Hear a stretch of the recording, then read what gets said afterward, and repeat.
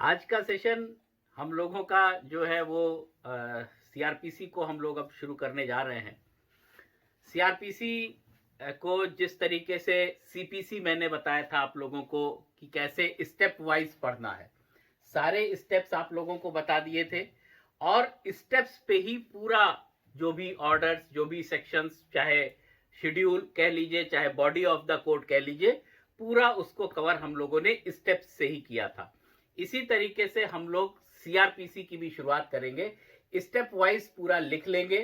Step wise लिखने के बाद में फिर उसके बाद हम लोग सारे सेक्शंस, जितने भी सीआरपीसी के सारे प्रोविजंस हैं, उन्हीं स्टेप्स पर सारे फॉलो करते जाएंगे। सारे सेक्शन, सारे ऑब्जर्वेशंस उन्हीं स्टेप्स पे लगा देंगे, क्योंकि बच्चे बहुत कंफ्यूज होते हैं इन सब चीजों को लेकर के कि किस तरीके से वो पहले समन्स पढ़ लिया, फिर सर वारंट कहां पे लगाना है, किस जगह करना है। तो जब आपको सीक्वेंसिंग मालूम होगी, एग्जैक्टली आपको मालूम होगा कि क्रिमिनल प्रोसीजर कोड स्टार्ट कहां से होता है, रन कहां से होता है, कब सीआरपीसी की जरूरत होती है, पहला स्टेप कौन सा है और उसके बाद लास्ट स्टेप कौन सा है, तो उसी में फिर पहले स्टेप के बाद में जब एफआईआर हो जाती है, फिर इन्वेस्टिगेशन, इन्वेस्टिगेशन के बाद में पुलिस रिपोर्ट, पुलिस रिपोर्ट के बाद में कॉग्निजेंस, कॉग्निजेंस के बाद में फिर आगे चार्जेस फ्रेम होकर के ट्रायल स्टार्ट होना। सारे स्टेप्स में एक एक स्टेप्स आप लोगों को बताऊंगा।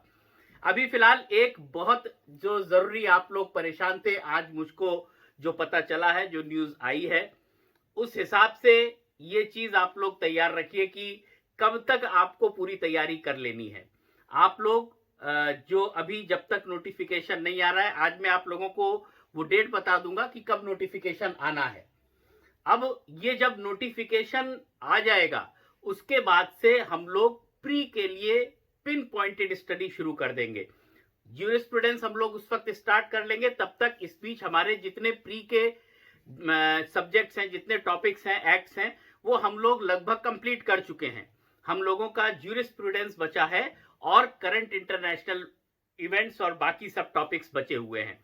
वो हम लोग जैसे ही प्री की नोटिफिकेशन आ जाएगी, जो उसके 15 से 20 क्वेश्चन लगभग ज्यूरिस्प्रूडेंस के और करंट इंटरनेशनल इश्यूज, अफेयर्स और ऑर्गेनाइजेशंस, इंटरनेशनल ऑर्गेनाइजेशंस से जो पूरा पोर्शन आता है, वो हम लोग उस वक्त कंप्लीट करेंगे जब नोटिफिकेशन आ जाएगी। आप सब लोग बहुत परेशान थे कब नोटिफिकेशन आना है, कब नोटिफिकेशन आना है। यहाँ पे ये वीडियो भी बना रहे हैं हम लोग कि बाकी बच्चे भी जो यूट्यूब पे मुझसे जुड़े हुए हैं, वो लोग भी इस चीज को जान लें। तो आप लोगों के लिए भी और आप सभी बच्चों के लिए मैं आप लोगों को बता देता हूं कि ये जो नोटिफिकेशन है, ये मोस्ट प्रोबेबली यही दिसंबर के फर्स्ट या सेकेंड वीक तक आ जाएगी और मैक्सिमम जो जाएगा वो 20 दिसंबर तक आपकी नोटिफिकेशन आ जाएगी। अब पहला जो आप नोटिफिकेशन का पार्ट है वो कंप्लीट हुआ। सेकंड, अब आपका जो क्वेश्चन बार बार होता है आप लोगों का भी, वो ये होता है कि कब एग्जाम होगा। तो आप लोग जान लीजिए, एग्जामिनेशन की जो डेट है, जो एग्जामिनेशन की डेट है प्री एग्जाम की, वो 15-20 मार्च के आसपास रहेगी। वही होली के बाद में या तो हो जाएगा या होली से थोड़ा सा पहले हो जाएगा। उसी बीच का आप एक सेशन तैयार रखिए। तो आज से अगर हम लोग गिनते हैं तो नवंबर अभी हम लोगों का बाकी है, दिसंबर का कुछ पोर्शन हम लोगों का बाकी रहेगा जब तक नोटिफाई नहीं हो जाएगा, क्योंकि नोटिफिकेशन जिस दिन से आ जाएगी उस दिन से मैं आप लोगों को बताऊंगा कैसे हम लोग जो है, फिर हम लोग केवल क्वेश्चंस करेंगे और केवल रिवाइज करेंगे। बट अभी हम लोगों के जितने एरियाज हैं मेंस वाले, वो हम लोग कंप्लीट करते चलेंगे। जो मैक्सिमम एरियाज हैं वो हम लोग कंप्लीट करते चलेंगे।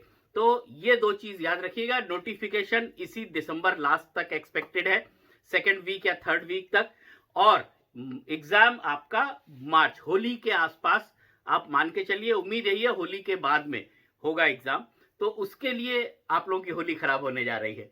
तो इसके लिए आप लोग तैयार रहिएगा, आप लोग भी तैयार रहिएगा और अच्छे से एग्जाम दीजिए, अच्छी सी प्रिपरेशन। लास्ट अब आपके फाइनल टचेज आपको देने हैं।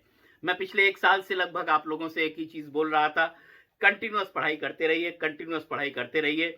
अब देखिए चेंजेस आ गए हैं, कई सारे एक्ट्स बढ़ गए हैं, बच्चे परेशान हैं मेंस के लिए। और एक चीज याद रखिएगा, पढ़ाई जब भी आप करें बहुत ही स्ट्रैटेजिक होनी चाहिए। मेरे पुराने वीडियोस या मैं आगे अपकमिंग वीडियोस में भी आप लोगों के साथ में स्ट्रैटेजी शेयर करूंगा। और आप लोग तो जिन लोगों से मेरा रोज इंटरेक्शन होता रहता है, आप लोगों को मैं बताता रहता हूं सारी स्ट्रैटेजीज। हम लोगों को वही करना है, कुछ अलग नहीं करना है।